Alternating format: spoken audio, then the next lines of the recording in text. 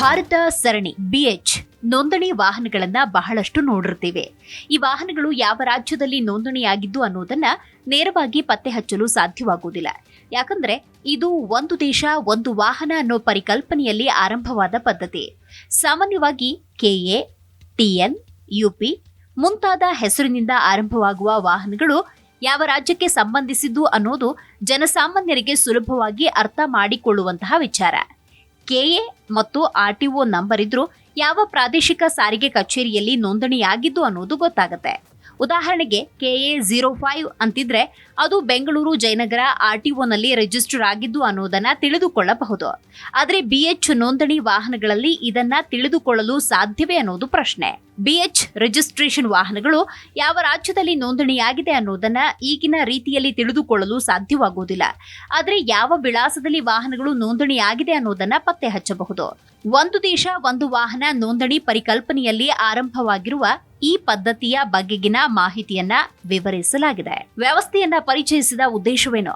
ಭಾರತದ ಆರ್ಥಿಕ ಮತ್ತು ಆಡಳಿತಾತ್ಮಕ ವ್ಯವಸ್ಥೆಯಲ್ಲಿನ ಬದಲಾವಣೆಗಳ ನಡುವೆ ಉದ್ಯೋಗ ಕ್ಷೇತ್ರದಲ್ಲೂ ಸಾಕಷ್ಟು ಬದಲಾವಣೆಯನ್ನ ಕಾಣಬಹುದು. ಹಲವಾರು ರಾಜ್ಯಗಳಲ್ಲಿ ಶಾಖೆಗಳನ್ನು ಹೊಂದಿರುವ ಖಾಸಗಿ ಮತ್ತು ಸರ್ಕಾರಿ ಕಂಪನಿಗಳಲ್ಲಿ ಕೆಲಸ ಮಾಡುವ ಉದ್ಯೋಗಿಗಳಿಗೆ ಪದೇ ಪದೇ ಟ್ರಾನ್ಸ್ಫರ್ ಅನಿವಾರ್ಯವಲ್ಲದೆ ಮತ್ತೇನೂ ಅಲ್ಲ. ಇಂತಹ ಸಂದರ್ಭದಲ್ಲಿ ವಾಹನಗಳನ್ನ ಒಂದು ರಾಜ್ಯದಲ್ಲಿ ನೋಂದಾಯಿಸಿ ಮತ್ತೊಂದು ರಾಜ್ಯದಲ್ಲಿ ಬಳಸುವುದು ಕಾನೂನುಬದ್ಧವಾಗಿ ಹಲವಾರು ಅಡೆತಡೆಗಳಿಗೆ ಕಾರಣವಾಗ್ತಾ ಇತ್ತು. ಇದನ್ನ ಗಮನದಲ್ಲಿಟ್ಟುಕೊಂಡು ministry of road transport and highways Bharat ಸರಣಿ ವಾಹನ ನೋಂದಣಿ ವ್ಯವಸ್ಥೆಯನ್ನ ಪರಿಚಯಿಸಿತು. BH ನೋಂದಣಿ ಸುಗಮ ಸಂಚಾರದ ಉದ್ದೇಶ. ಈ ವ್ಯವಸ್ಥೆಯ ಪ್ರಮುಖ ಉದ್ದೇಶ ಉದ್ಯೋಗಿಗಳ ಸಂಚಾರವನ್ನ ಸುಗಮಗೊಳಿಸುವುದಾಗಿದೆ.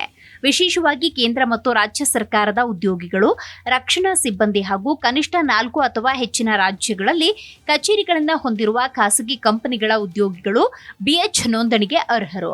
ಇವರಿಗೆ ಕೆಲಸದ ಭಾಗವಾಗಿ ನಿರಂತರ ಟ್ರಾನ್ಸ್ಫರ್ ಆಗುವುದರಿಂದ ಹಳೆಯ ವ್ಯವಸ್ಥೆಯಲ್ಲಿ ವಾಹನ ಮರು ನೋಂದಣಿ, NOC ಪಡೆಯುವುದು, ವಿವಿಧ RTO ಕಚೇರಿಗಳ ಓಡಾಟ ಮುಂತಾದವು ದೊಡ್ಡ ತೊಂದರೆ. BH ನೋಂದಣಿ ವಾಹನಗಳು ಯಾವ ರಾಜ್ಯದ್ದು ಅಂತ ಪತ್ತೆ ಹಚ್ಚೋದಾದ್ರೂ ಹೇಗೆ ಅನ್ನೋ ಪ್ರಶ್ನೆಗೆ ಉತ್ತರ ಇಲ್ಲಿದೆ. ಈ ಪದ್ಧತಿಯಲ್ಲಿ ಇಂತಹದ್ದೇ ರಾಜ್ಯಗಳಲ್ಲಿ ವಾಹನಗಳು ನೋಂದಣಿ ಆಗಿದೆ ಅಂತ ಹೇಳೋದಕ್ಕಾಗುವುದಿಲ್ಲ. BH ನಂಬರಿನ ಪ್ಲೇಟ್ಗಳಲ್ಲಿ ರಾಜ್ಯಗಳ ಕೋಡ್ ಇರುವುದಿಲ್ಲ.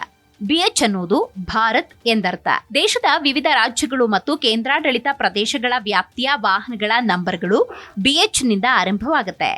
ರೋಡ್ ಟ್ಯಾಕ್ಸ್ ಮೊತ್ತ ಯಾವ ವಿಳಾಸದಲ್ಲಿ ನೋಂದಣಿ ಆಗುತ್ತೋ ಆಯಾಯ ರಾಜ್ಯದ ಬೊಕ್ಕಸಕ್ಕೆ ಹೋಗುತ್ತೆ. ಯಾವ ವಿಳಾಸದಲ್ಲಿ ವಾಹನ ನೋಂದಣಿಯಾಗಿದೆ ಅನ್ನೋದನ್ನ ಪತ್ತೆ ಹಚ್ಚೋದಕ್ಕೆ ಈ ವೆಬ್ ವಿಳಾಸದ ಮೂಲಕ ತಿಳಿದುಕೊಳ್ಳಬಹುದು. ದೆಹಲಿ, ಉತ್ತರ ಪ್ರದೇಶ, ಮಧ್ಯಪ್ರದೇಶ, ಅಸ್ಸಾಂ ಸೇರಿದ ಹಾಗೆ ಬಹುತೇಕ ಎಲ್ಲ ರಾಜ್ಯಗಳು BH ನೋಂದಣಿ ಪದ್ಧತಿಗೆ ಅನುವು ಮಾಡಿಕೊಟ್ಟಿದೆ. ದಕ್ಷಿಣದಲ್ಲಿ ಕರ್ನಾಟಕ ಮತ್ತು ಪುದುಚೇರಿಯಲ್ಲಿ ಈ ಪದ್ಧತಿ ಇದೆ. ಕೆಲವೊಂದು ರಾಜ್ಯಗಳಲ್ಲಿ ಈ ಪದ್ಧತಿಯನ್ನ ಜಾರಿಗೆ ತರಲು ಆಡಳಿತಾತ್ಮಕ ಸವಾಲುಗಳು ಇದೆ ಅಂತ ಹೇಳಲಾಗುತ್ತೆ. ಹಾಗಾದ್ರೆ BH ನೋಂದಣಿ ಪ್ರಕ್ರಿಯೆ ಸರಳವಾಗಿದೆಯೇ? BH ನೋಂದಣಿ ಪ್ರಕ್ರಿಯೆ ಸರಳ ಮತ್ತು ಡಿಜಿಟಲ್ ಆಧಾರಿತ.